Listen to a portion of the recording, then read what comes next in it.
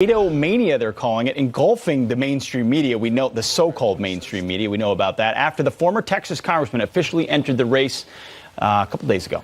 Vanity Fair even giving O'Rourke his own cover photo. But meanwhile, members of his own party can't name any of his legislative achievements. Take a look. What, in your view, was Beto O'Rourke's signature accomplishment as a member of the House?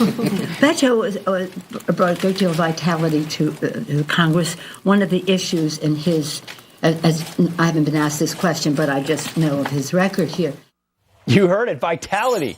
We're shedding some light on Beto's past with Kelsey Bowler of Heritage Foundation and Independent Women's Forum. Kelsey, thanks for being here. So we'll give you the same question. What is he known for?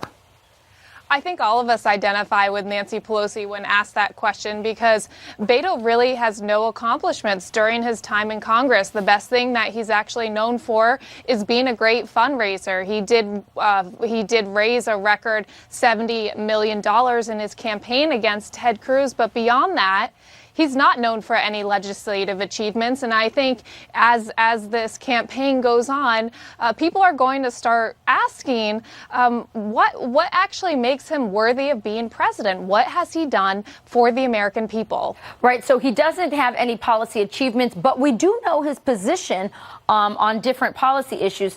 Let's talk about his position on the border, for example. Well, it's interesting now that the media is making him out to be this liberal darling because his record when he was a member of the House is the exact opposite. He actually voted with the Trump administration about 30% of the time, including even on a piece of border security legislation that would enable Border Patrol to hire more agents because even Beto recognizes that there is an issue down in the border and we need more agents.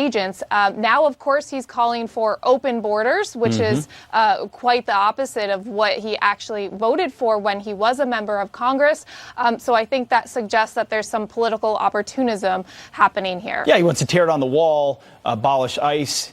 Didn't vote for Kate's law, was against the tax cuts, supports single payer, even called law enforcement the new Jim Crow. But you referred to him not being the most progressive member his entire career. In fact, a Washington Post headline caught our eye. It said Beto O'Rourke's political career drew on donations from the pro-Republican business establishment. Is there a background that will turn on him when he tries to be the most progressive guy in the room?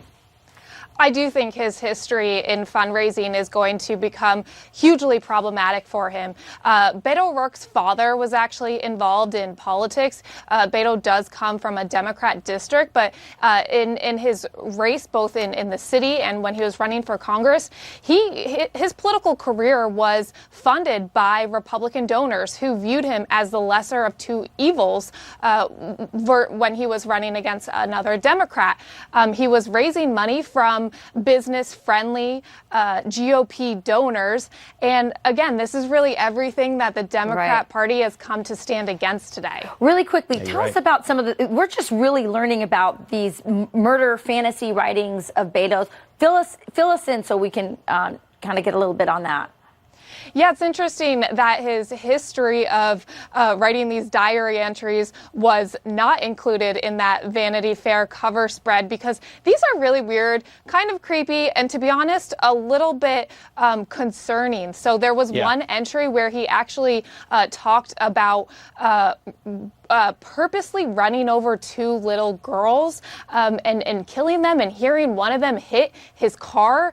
I think, he did write it when he was 15 in his defense. Yeah. If he wrote it when he was any older, I think it would honestly be borderline disqualifying. Well, you referred to it. It's in a Reuters report. Here's a small portion of what he wrote. It said, as I neared the young ones, I put all my weight on my right foot, keeping the accelerator pedal on the floor until I heard the crashing of the two children on the hood. I was so fascinated for a moment, I just sat in a daze, sweet visions filling my head. Again, he was young, but it's just kind of weird.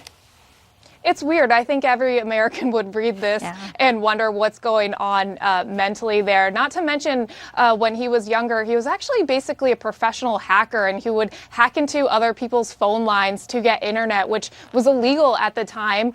He would rack up other people's phone bills. So there are some things that I think the media needs to look into about his history. Again, he was young, but these are things that I think a lot of Americans would find alarming. Yeah, Right. and the president took some smacks at his crazy hands. He does love to flail his arms a lot. And he has long arms, if so I that- think it really. Good job on the segment. Thank you for joining us, Kelsey. Thank you very Thank much you. for being here this morning.